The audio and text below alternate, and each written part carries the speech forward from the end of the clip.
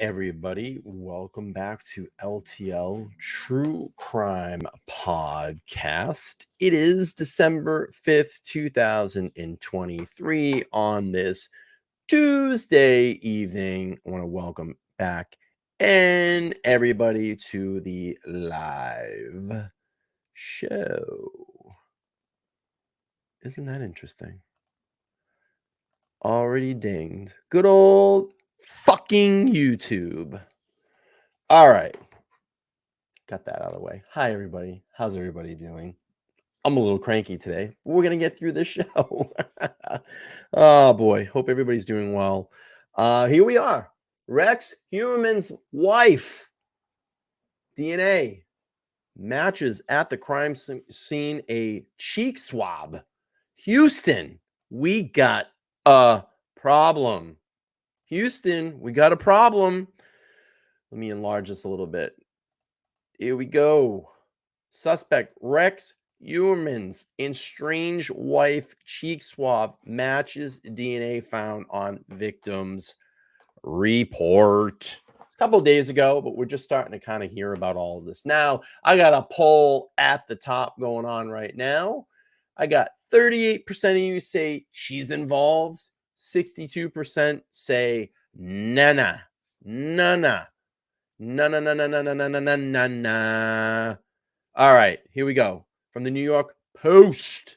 New York Post. A cheek swab taken from the murder suspect of Rex Heuermann's estranged wife matches the DNA found on one of the alleged victims. Sources claim a sample of Asa Europe or Ellerup's, I think it's Ellerup's DNA was taken on July 13th, the day her husband was arrested and charged with killing the three women near Gilgo Beach on Long Island, New York. Her DNA has been confirmed as matching hairs found on the burlap that victims were wrapped in, a law enforcement source told ABC. Ellerup's lawyer told the Post Thursday that DNA being found on the scene is nothing new. And it was more likely that the hair was transferred from inside the house. Ellerup has not been accused of any involvement in the alleged murders. Let's see. And she was out of the country when each of the murders is believed to have taken place. Heuermann's hair was found under Waterman's body. Experts said that microchondrial DNA found on her body could provide more genetics clues, which could be used as evidence against him. The 60-year-old lawyer, Michael J. Brown, said that the solitary hair sample found on Waterman's could have come from one of the thousands of people that the DNA does not identify as a suspect. There is nobody on the face of the earth that is credible who is going to say the hair is from my client, Brown previously said. That is impossible under the science standards. What they can do is say potentially he, meaning Heuermann, is a donor. But so could thousands and thousands of other persons in our area. This DNA stuff's going to get crazy. You know, it's crazy here. In this case, it's going to be contested. We know that it's going to be contested in the Koberger case. There's going to be much argument about that. And I think a lot of it is because, you know, this really, in the last 20 years, has really come forth in investigations. You know, the first time we really heard of any major DNA evidence being out there, but it was just hard to understand, was the O.J. Simpson trial. But the jurors just didn't have a grasp on it then. But, you know, just the way that things are, and now with the new testing and saying that things can just be touch DNA, and there could be DNA that's actually left behind by a suspect, you know, it's getting a little bit harder and harder to prove because of these sciences. But, you know, I look at it this way.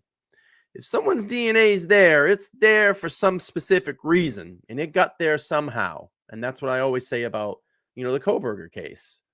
His DNA got on that sheath somehow. Now you're going to have to explain how it got there. Now they're going to have to explain how her hairs got there. Yeah, I'm sure it can be challenged. But I'm just wondering, did she know about this? Did she know about these crimes? Did she participate in any of these crimes? So Suffolk prosecutors have said that the suspect's DNA match found on the pizza box was discarded in the trash can near his office in Manhattan. Heuermann is accused of killing 3 women and dumping their bodies along Gilgo Beach in December of 2010. He's also a prime suspect in the death of 4 women. Maureen Brainerd Barnes, 25. What happened to all the names? All 4 of them were sex workers. Police used cell phone records, witness accounts, and DNA to link them to this case. Ellerup filed for divorce after his arrest. So, Houston, we got a problem. She got some explaining to do. She's going to have some explaining to do here. And, we just heard about this too. This $1 million documentary, this payout fee of $1 million for a documentary. People already want the story. I hate the way that all this drop-down advertising is. This terrible. Accused Gilgo Beach killer Rex Heuermann's family to receive $1 million for the documentary. The family of the accused Gilgo Beach killer Rex Heuermann will rake in a staggering 7 figures windfall for a documentary about the grisly sex worker slayings, according to a report.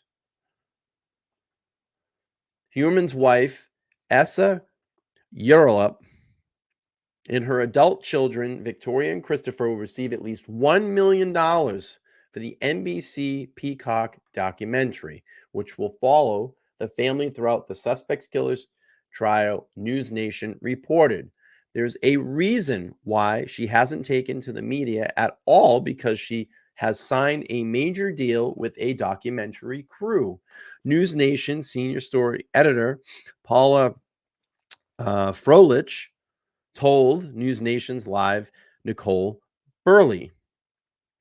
Ellerup filed for divorce from the Long Island architect just 6 days after his arrest in July.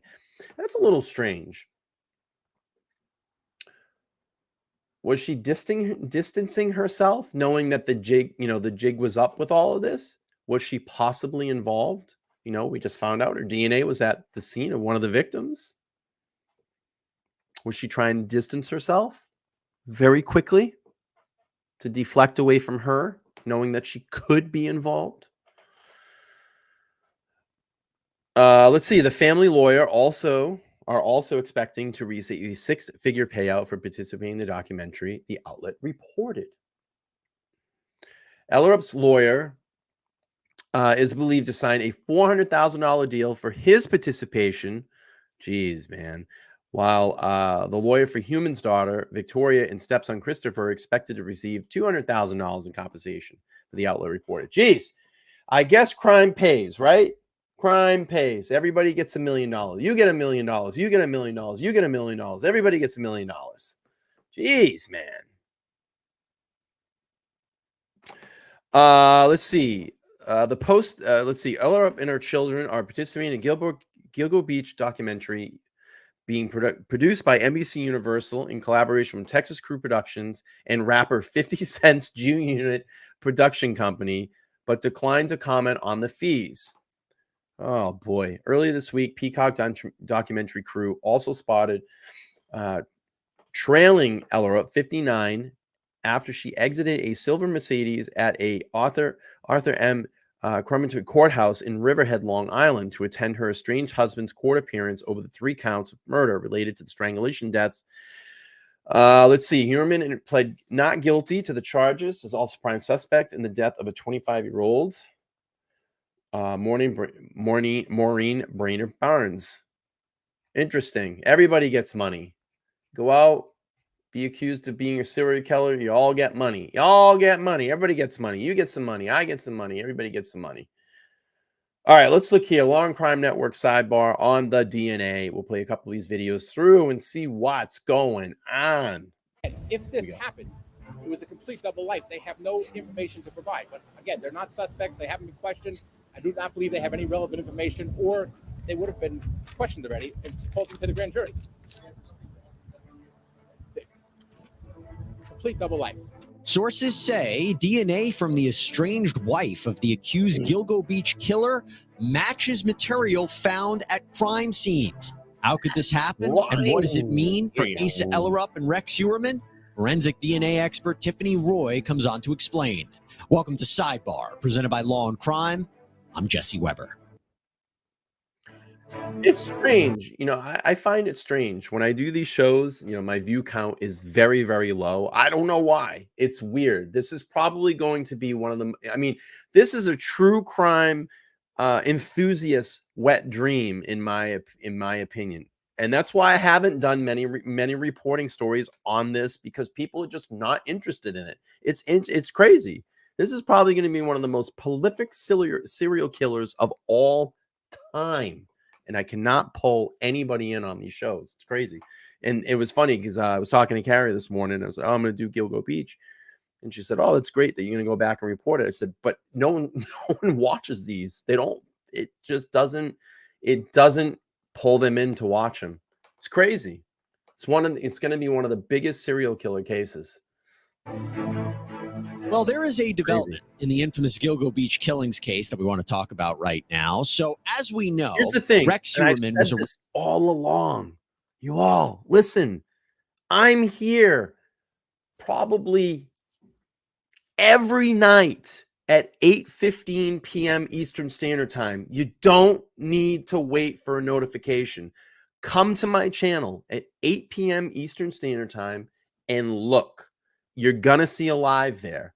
I probably miss 1 or 2 nights a week. You can always just check. I have a live every night at 8:15 p.m. Eastern Standard Time. Don't wait for the notifications. Just come to the page and look. I guarantee you. And I post on the morning of at like 7 a.m. So you're going to know right away if I'm going to do a show that night.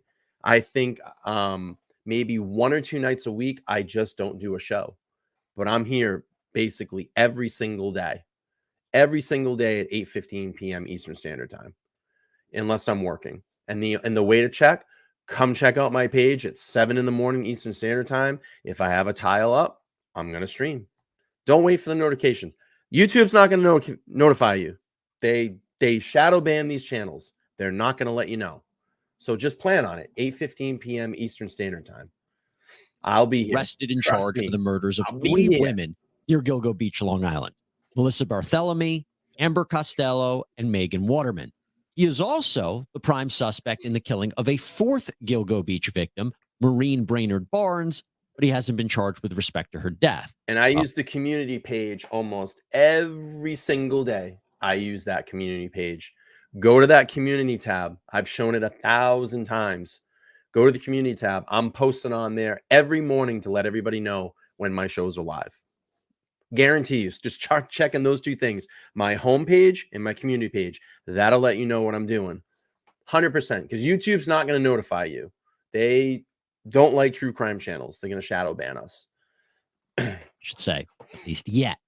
Okay, now we know that cell phone evidence, Google search data, an eyewitness account, and of course, DNA all played a crucial role in his capture. The DNA specifically, because originally they were able to link DNA from a pizza box that he discarded with a male hair found on the burlap used to wrap Megan's body. And then when they arrested Heuermann, they took a cheek swab from him, and that matched the DNA from the pizza box. By the way, there were other sets of remains that were found in the Gilgo case, but right now, Heuermann is not charged at this time in connection with any of them. One of those people is Karen Vergata, who police were able to ID through genetic genealogy. Now, if you don't know what I'm talking about, well, a good example of this is our sponsor, GEDmatch. So GEDmatch is the largest... We're not sponsored by them. We're going to skip that. There we go. Reports say that a cheek swab from Asa Ellerup, Heuermann's estranged wife, matches material found on the victims. Let me bring in forensic DNA expert Tiffany Roy to talk a little bit more about this. Tiffany, thanks so much for coming here on Sidebar, giving a little bit of authority and expertise on this subject matter. Very much needed. Thank you. Thank you for having me. So let me provide everybody a little bit of context here. We had previously known that investigators said that Ellerup was linked to hairs found on the victim's body. That's not new. They hadn't confirmed a DNA match, but it seems based on the reporting that the DNA that they took from the cheek swab matches the hairs. And it should also be noted that at the time of this recording, the Suffolk County District Attorney's Office hasn't confirmed this report. Now, with all that in mind, what are your thoughts on this? My understanding is that they took a cheek swab from Ellerup when they arrested him on the day that they executed the search warrant. So this would be new. These would be new comparisons. I would expect there to be new reports. And my understanding is they compared the cheek swab sample to testing performed on the hairs from the burlap sacks. So there are some hairs that are consistent with her profile, her STR profile, that were collected from the crime scenes. Now, let's expand upon that a little bit. So originally, there were 2 female hairs that were found on Megan, one on the tape that was used to wrap her head. There was another hair found on tape inside of the burlap wrapping around Amber, and another female hair on a belt buckle used to restrain Maureen. And I also have to be very clear here that Ellerup hasn't been criminally charged. Investigators say she was out of town when the women disappeared. She's been cleared of wrongdoing. But given this news, does this change any of that? I mean, I'm going to stop there right now. It doesn't necessarily mean that she might have not been there during one of these, or some of, was part of the planning or part of the cover up, right? Am I stupid to ask those questions? And I think, they're going to get into it here, right? I mean, there could be a possibility that she knew about it, or had some inkling about it, or was asked to cover up, and she was close to him when he was getting all these materials ready, or she could have been there at the scene helping to try to cover it up, right? I mean, am I dumb to ask these questions, to pose these questions? What do you all think? Am I crazy for saying this? Let me know. Type it in the chat. Type it in the chat. In my opinion, so hair evidence is one of those types of evidence that transfers really readily. And so if you look at some historical cases, the Green River killer, there was some trace evidence that transferred, and the Atlanta child murders with Wayne Williams, there were a lot of transfers between fibers and But I'm materials. going to tell you right now, it's funny because now this is going to bridge, if people are into this case and they're following the Idaho 4, they're going to go, well, see, I told ya, Koberger's DNA on the knife could have been anybody that transferred it there. See? Told ya. That were in his home that were recovered from the bodies of those victims. And so this is another example of something that I would see in one of those cases where items that were used or taken from his home and used in the commission of these crimes, they had the opportunity to transfer materials that were. I mean, how the hell would you not know in that house what the fuck was going on? Because apparently, wasn't there a rumor that he might have killed some of his victims down in that basement? Right? That gun safe basement. I mean, come on, man.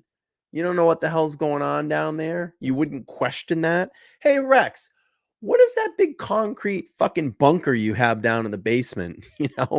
With a friggin' and I'm just saying this, with a sledgehammer and a chain to the wall. You know what I mean? Not saying that was there, but I'm just saying in general, like, why would you not question that? Hey, what's going on there? Indigenous to the home onto those items. So this isn't something that's unexpected. if he were involved with the crime. We would expect to see these kinds of things on items that were used if he was the perpetrator. Just to be clear, are you saying that those hairs could have either been on these items before they were even taken from the home, or B, the hairs were on his person and were transferred onto these items as he was disposing of the bodies? Again, allegedly, but I'm just trying to come up with different scenarios by which her hairs could have been transferred onto these at these crime scenes. And both of those things are possible. So it could have been, just from him regularly using the belt, or the hairs on the tape, for example, that could have been on his person and then transferred onto the tape at the time he was disposing of the body. That's possible. It's really impossible to say when, at what point they were introduced to those items, but that's what I would expect, that, at some point they were in the home or in contact with him, and he was in contact with her. And that's how they could have transferred. Right. How accurate is this to say, they originally thought it could have, I'm using kind of legal parlance in a way. I'm just basically talking like an everyman. They had an idea that it was her hairs, but after taking the cheek swab, it seems like it definitively confirmed it. But how accurate is that? We would never say that they're definitively her hairs. We would say the DNA profile that we took from the cheek swab is consistent with the DNA profile that was developed from the root material on the hair. And then usually we would, that information is our data. We would present that to the person going to make the legal decision, and then they would decide if it was her hair or it wasn't her hair. Makes sense that, what I would have to look at the data to see how much information was developed, if they have a complete female profile from the hairs, because hairs are notoriously difficult to test, and they vary in their amount. And I think it's going to probably all depend on how much DNA was there as well, too. Were they out to grab a big sample? Was there multiple hairs? I mean, that's going to be the question as well. I mean, it's all really difficult and adds a lot of, a lot of difficulty to the case, I guess, involving her. Of nuclear DNA that they might have on the root material. So, you'd have to look at that. But, if they had a clear single source female profile that was developed from the hairs, that's really strong information, very descriptive. And, we would expect that to be a rare event, a random match of something like that. So. And it's not just one hair; it's multiple hairs in different crime scenes, which is not great for his case. You mentioned this before, and I thought it was interesting that it wasn't as if they took a cheek swab from Ellera, last week or months after. They took it the day Heuermann was arrested. Is that standard operating procedure to Interesting. take a cheek swab of a family member on the same day that another family member is arrested? They would have had to have some legal basis to compel that sample, so, or they could have maybe just asked for her participation, but they would have had to have some legal reason to compel her standard. It's not standard to get DNA from people who are not suspected of crimes unless you have a really strong basis for making that request. Well, they already had it in like the bail application, I believe, which was what we saw relatively shortly after his arrest. So that they already knew that it could have been her hairs, but I guess they really wanted to move forward and make sure it was hers. Her attorney, his name is Bob Macedonio, said, quote, "There is nothing new in the reports. This is consistent with what the prosecution stated at Rex Heuermann's arraignment. We have not seen or received any further DNA reports. The prosecution has been consistent since day one that Asa Ellerup is not a suspect and was not in the jurisdiction when these homicides were committed." And by the way, Ellerup has also filed for divorce from her husband, Rex Heuermann. Did you find it interesting that the DA hasn't come forward and confirmed this reporting, that we're seeing it from law enforcement sources and it was picked up by other outlets? Does that strike you as a bit odd? Yes, especially for this case. This is a very tight-lipped case, and these investigators, the analysts who have been involved in the testing, the lawyers who've been, putting this case together, it's been a really tight ship. They haven't released a lot of information unofficially, and so I was surprised to hear that a law enforcement source confirmed this match, which obviously took place after his arrest. So this is going to be a new report. It'll be a new comparison. And they may be in possession of it at the prosecutor's office and at the crime lab, but it's not something that's been divulged publicly and definitely not turned over to the defense in discovery yet. So I was surprised to see this. And to be clear, this matching of the hairs to the pizza box, the hair to the pizza box, the hairs to Ellerup, is this a relatively new advancement in DNA technology, or is this something that we've seen for quite some time? Because I am wondering ways that defense attorneys could try to poke holes in it, but it feels pretty concrete. The testing that would have come from the buccal swab, from the cheek swab that they took from Ellerup, I believe is standard testing, standard STR testing. Do I think they used some other methods? Do I think they involved genealogy in this investigation? And did they send some of the hairs? Did she just say genealogy? Where have we heard that before? In what case? Hmm.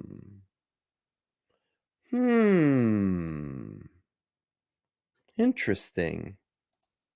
Down to the lab in Texas offering for whole genome sequencing? I do think that. And so there are aspects of the DNA work that I think are definitely new and novel, and they haven't been worked through the legal system and regulated in any meaningful way yet.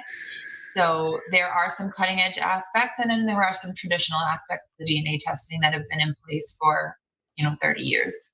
There's a specific name to this kind of testing, right? That, I mean, I don't think I heard of before this case, but can you tell us what that is? So mitochondrial DNA testing is traditionally done on hair shaft samples that don't contain any root material. Standard DNA testing that takes place in the crime lab, you need some cells, some live cells, and the keratinized cells that are in hair are not suitable for standard DNA testing, even though we are developing systems, and in some instances we are able to get some information from the hair shaft now with traditional methods. It's just not as robust as the profiles that we would generate from the root material. So there has been some discussion that there was some mitochondrial DNA testing performed in relation to this case, but the kind of testing I'm talking about is different, a little bit different from that. So it's whole genome sequencing, and that's the kind of testing that is used in genealogy investigations when we're searching through the genealogy databases. My cat is the worst. He is the worst shedder of all time. And real quick to wrap this up, Tiffany, how do you imagine his attorneys are going to strike against this hair evidence? They're going to need experts. They're going to retain their own experts and have people look into this. Obviously, what needs to take place first and foremost is just to make sure that there's no human error involved in the testing, because humans are performing these tests in the crime lab. So things do happen. So you want to check and make sure everything is clean, everything looks like it's been performed correctly, all of the machinery worked as we would expect. So just on that basic level, but then certainly looking into some of these other methods and making sure that those additional tests were performed correctly and in line with ethics and in line with the law. We're definitely going to be looking into that. They're going to need helps from multiple experts, legal experts who deal with this kind of thing, and then scientific experts to make sure the science is clean and clear. Tiffany Roy, thank you so much for explaining this to us. Really appreciate it. Well, thank you for having me. All right, let's move on to some News Nation. News Nation. News Nation. Trial attorney and legal analyst Mercedes Coleman has been following this case as well. Mercedes, good morning to you. So let's just clarify this a little bit for the audience. Heuermann's wife submitted to a cheek swab when her husband was arrested back in July. Her attorney is saying the DNA is transferred, obviously transferred. Is he insinuating that the suspect intentionally, or the alleged suspect, intentionally placed that DNA of his wife on these victims? Great question, Adrian, and good morning. Thanks for having me on your show. It's certainly an implication that could be what occurred. So transfer evidence can happen two ways. One, person-to-person contact, casual contact, they live together, Rex Heuermann then has her DNA and then transfers it allegedly to these victims if he is actually convicted of these crimes. That's one way. The other way, and this is something very interesting because Rolling Stone article that just released a few weeks ago said that there was a woman who came forward in this article that she had participated in a sex party at the Heuermann home with a sex worker, Karen Vergata. Karen Vergata is an individual that was found dead. She was a sex worker. This is back in the 90s. So that could be a brewing theory that perhaps, obviously this may be a stretch because the prosecutors have always stepped forward and said that Asa has nothing to do with these crimes. But if there is further development, especially with this story that's just developing about this sex party and the disappearance of this sex worker, Karen Vergata, whose skull was found at Gilgo Beach, no one's been charged with her murder, but this is something certainly that the prosecutors can wrap their arms around, start an investigation about Karen Vergata, discover who, if anyone, was responsible for her death. One more question. It's interesting that she actually signed up to work on a documentary with Curtis Jackson, aka 50 Cent, surrounding this case. I mean, maybe streamed on Peacock. How can that happen? What? How can she be working on that deal in the midst of this case? Right. It's so money. A lot of Outrageous. A lot of victims advocates have stepped forward and said how outrageous that she is monetizing the death of these poor young women by going forward and having this docuseries. Well, she can certainly do it. The Son of Sam law that was established many years ago, where if you have been convicted of a crime, you can't monetize it. She's not convicted of a crime. She's not charged in a crime. She can go forward and do this. How's she going to get and around it's really it? unfortunate that she chooses to do something like this. Certainly a victim's advocate is Telling you, really. That's not her knowing the law. That's these fucking producers that come out, these Hollywood producers, and sit with her and say, hey, did you know we can get you $1 million that'll set you up for the rest of your life? And here's the way that you can go around doing this. They know. All these producers and lawyers know all this stuff. Really in their right to be outraged by it.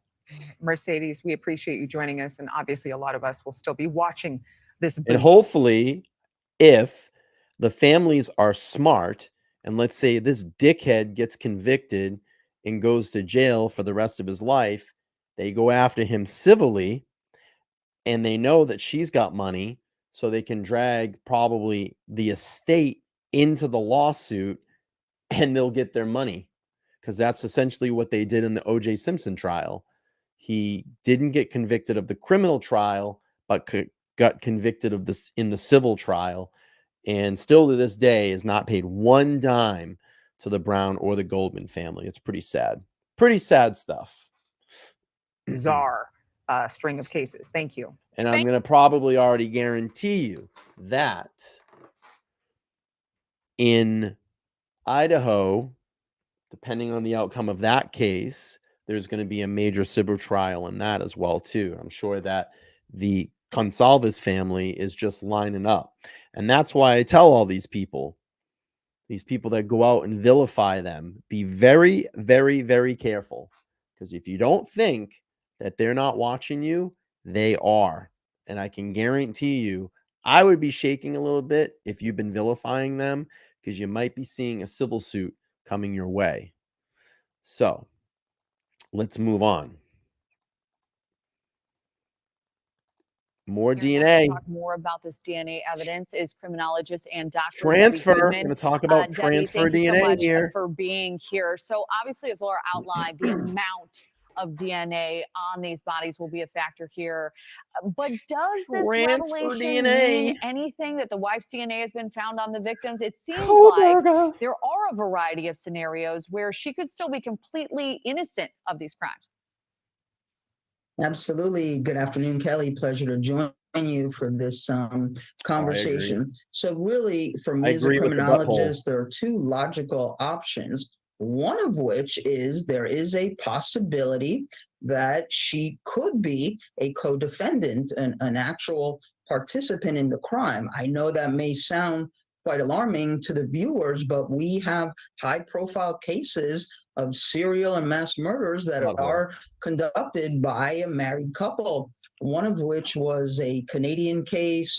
They called it the Ken and Barbie case, and these two went on as to become serial rapists as well as serial murderers. So it's a possibility. But what I think is really, Kelly, the more logical option is what we call DNA transference. So certainly between the married couples that are in a day-to-day interaction, close proximity, we have hair, we have prints, we have fluid and such, that it's quite likely that the hair that may have appeared on the burlap of which the decedents were wrapped in, it may very well just be the transference, what we also say DNA association. Again, things are in the air, in the environment, in the content and context of which one resides. It's almost like, Kelly, the pet and the pet owner. The pet sits on the couch, the cat, the dog,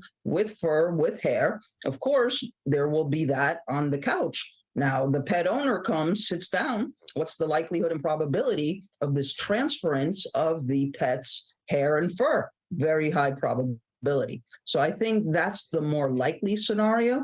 However, nothing can be discounted, and this must be looked at again by the district attorney.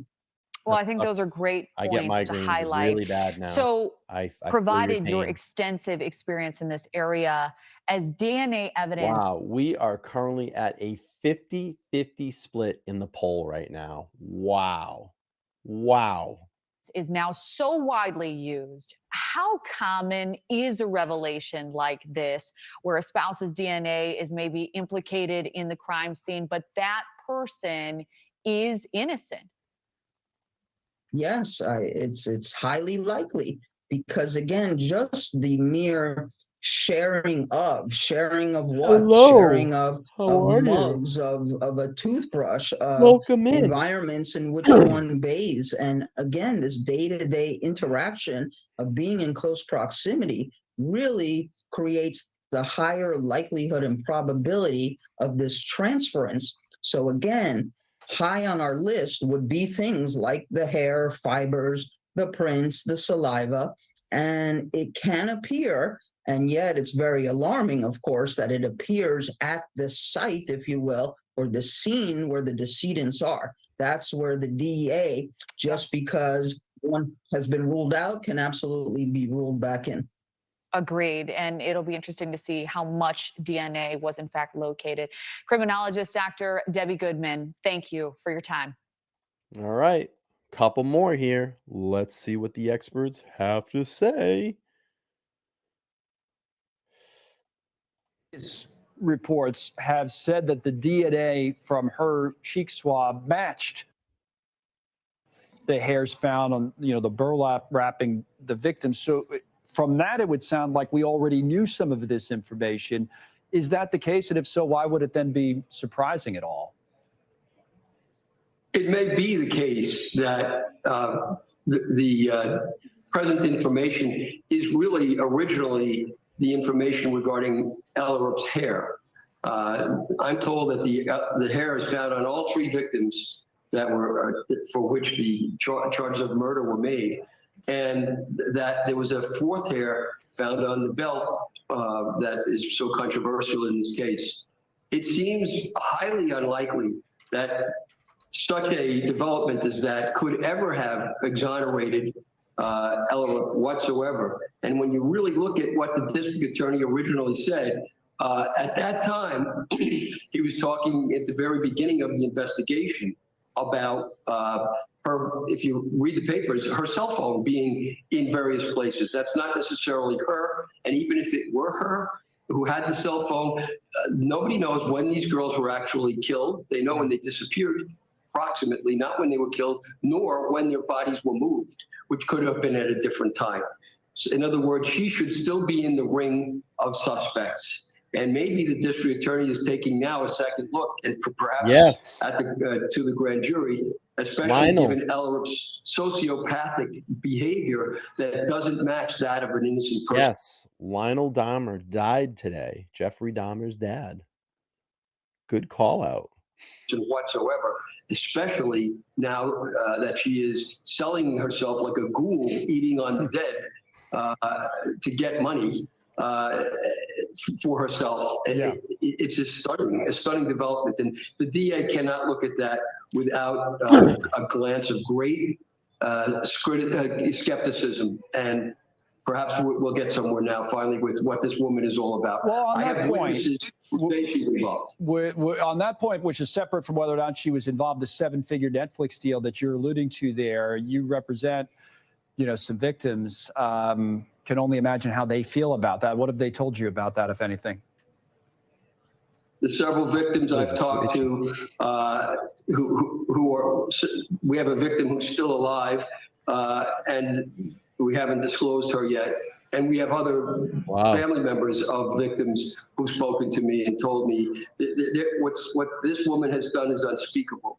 And she's never once reached out in any sympathy for them whatsoever. Wow. This is a person who is just like her husband. She also participated in the sexual trysts of her husband in her house. We have the witnesses to that effect. This girl needs to be looked at. Yeah, I forgot about that they have a witness that they were having these sex parties in their house, and it kind of makes you think a little bit now. Was she involved in this? Did she know? Was she in part of the cover up?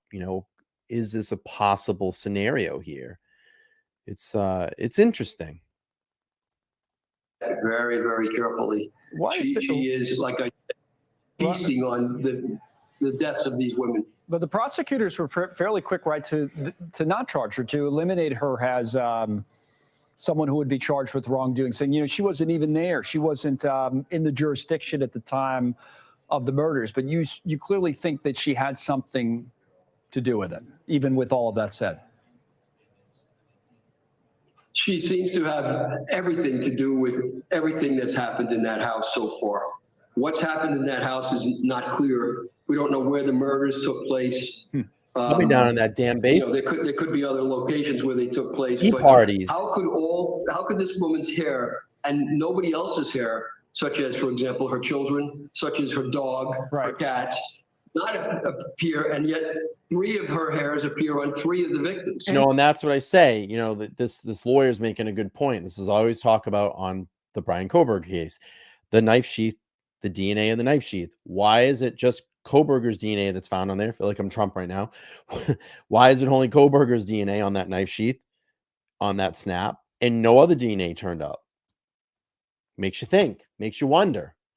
And it's a very difficult area to get to. Your thumb would have to, or your finger would have to specifically get into that snap and transfer your DNA. I don't know. And DNA that's so old, by the way, didn't you think? I mean, you probably know more about this, but the fact that it's a decade old and you still have this, I mean, you would think it would be very degraded. It wouldn't be high quality, maybe not even identifiable. But it's apparently it is. I mean, what did you make of that? The fact that it was so old and still they have this match reportedly. Well, it just means that the hair was allegedly generate. That's what it would suggest to me. Yeah. More than that, I can't say what it would parties. mean. The DA would know, but the DA has been investigating this case steadily since the day that he first announced that she was in apparently another jurisdiction or jurisdictions. Those jurisdictions, by the way, are not far away from the site of the murders. For example, once she was in New Jersey, one can drive pretty quickly from New Jersey to Long Island, no problem. I think the other jurisdiction was a middle state like Virginia, I'm pretty sure. And then the third one was Iceland, where she has her relatives. Okay. So, I mean, these places are not that far away. Iceland is a flight home. Right. We don't know when these things happened. There's no evidence of that. Maybe the DA does by now, but that has to be looked at. Right. The timing of the actual murders versus the discovery of the bodies and what have you. Thanks so much. All right. One more. And then what we're going to do, or what I'm going to do, I'm going to be over on the second channel tonight. I will drop the link to that if you want to come hang out, kind of see the format over there if you haven't seen it yet. We're going to do a little fun over there. Let's see. One more, and then we're going to close this one up. Early night tonight on here, but I will be over in about 15 minutes on the other channel. That is the link to the after party, the after show. Go over, subscribe to the channel, come check it out. So it's a hoot and a holler. All right, let's go. Long Island at another sensational murder case as the estranged wife of the accused Gilgo Beach serial killer steals the spotlight once again from her locked up husband. New reports reveal a DNA sample taken from Asa Ellerup matches her to genetic material found on the remains of Rex Heuermann's alleged victims. Now, the match could add to the incriminating evidence against Heuermann. He's charged so far in the deaths of 3 women, their bodies found more than a decade ago. This all comes as Ellerup makes news with another questionable relationship, this one with the Peacock Network, which signed her to a 7-figure documentary deal to tell her story as the Heuermann trial unfolds. To News Nation's Laura Engel from Long Island tonight with more on this new report. Laura? Hi, Connell. You know, if verified, this could bring an even stronger link to Rex Heuermann and his wife to the victims in this case. It is important to note that these reports have not been verified by law enforcement, but still, this could be a major development similar to the one we saw when investigators were able to link DNA off of a pizza box linked to Rex Heuermann that they say tied him to this case. Newsday and ABC News reporting that a cheek swab sample taken from Asa Ellerup, the wife of Gilgo Beach suspect Rex Heuermann, matches DNA material found on the remains of some of Heuermann's alleged victims. The sample was taken from Ellerup in July when her husband was arrested for the murder of 3 victims, their bodies found dumped on Gilgo Beach in 2010. Despite the reports, Ellerup's attorney said this to News Nation. There is nothing new in the reports today. This is consistent with what the prosecution stated at Rex Heuermann's arraignment. We have not seen or received any further DNA reports. The prosecution has been consistent since day one that Asa Ellerup is not a suspect and was not in the jurisdiction when these homicides were committed. There have been previous reports that genetic material linked to hair found in burlap wrapped around some of the victims matched Ellerup's DNA, and now there appears to be a possible stronger link. Also important to note, prosecutors have not charged Asa Ellerup with any crimes and say she was out of town at the time of the murders. Forensic experts say if Ellerup's DNA indeed matches genetic material found on some of the victims, it would raise more questions than answers. I would think. What's fascinating to me is that it was still there after this period of time where it has been exposed out in the elements, and they were still able to recover it. This is very fragile evidence. Wind can come up and blow hairs away. From my perspective, I'd like to know if there was more than one hair, if you had multiple hairs, or if you had multiple other sources of DNA that might be found there. Rex Heuermann was arrested and charged with the murder for 3 driving of the 4 around. victims of the Gilgo 4. Their remains were discovered along a remote stretch of Ocean Parkway on Long Island in 2010. A grand jury is still investigating him as a prime suspect in the 4th case and is said to be close to a conclusion that could come before Christmas. And we reached out to the Suffolk County District Attorney for comment on this case. They gave us none, saying they could not comment on it. And Rex Heuermann will be back in court on February 6th. Connell? Thanks so much. All right. So a little Rex Heuermann update. I think his wife got a little problem. That's gonna... Yeah. Phil's got a point. What kind of hair was it? Okay, well, we're gonna head over to the second channel. We're gonna have a little fun over there. I don't know if you all are subscribed, but if you're not, if one of my mods can grab the link and drop the link to the next live on the second channel, I would appreciate it. And if you haven't already, I did a new Idaho 4 video. That link I just posted. It's literally a 4-minute video. You can take 4 minutes and watch it. I would appreciate it. If you haven't watched it yet, I urge you to watch it, please. And let me see if I can get the link to the next live. That's going to be in about 15 minutes. We're going to go hang out, have a couple belly laughs. Is that for the next live, Carrie? The link you just dropped?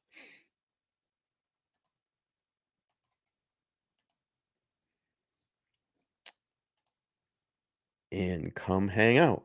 That's the link for the next live. Okay. Super easy. Just follow the link. It'll take you right over there, and you guys can subscribe over there. Listen, I wanted to give everybody some updates. Yeah, I've had a bad day too. I'll be honest with you, I'm not in the mood to do true crime today. I'm going to be honest. I'm just having one of those days, but I want to give everybody some updates. I am waiting for the supplementary reports in Chelsea Grimm's case. They have been mailed. I'm hoping they're here by tomorrow or Thursday because I go back to work on Friday. So if I have them, I will get that news out to you all. I promise you. Also, next Tuesday, hopefully, we're crossing our fingers here. Next Tuesday is going to be huge news for LTL True Crime Podcast.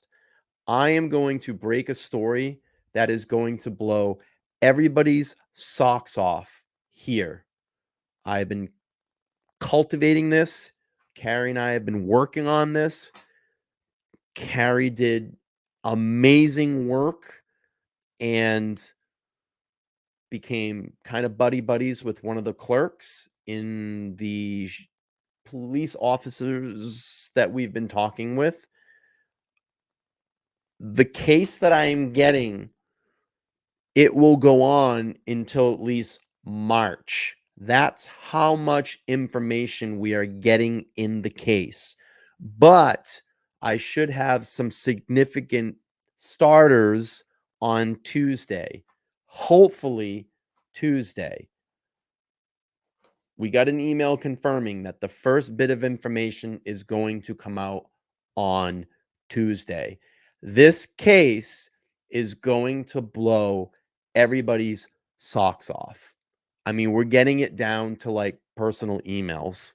So it's a lot of information. I believe there's a lot of body cam footage. We've been working on this and cultivating it for a few months now. And we finally are going to be the first, what the clerk promised, Carrie, the first people or public records request to be able to get this information. So this information that we are getting is going to break here on LTL.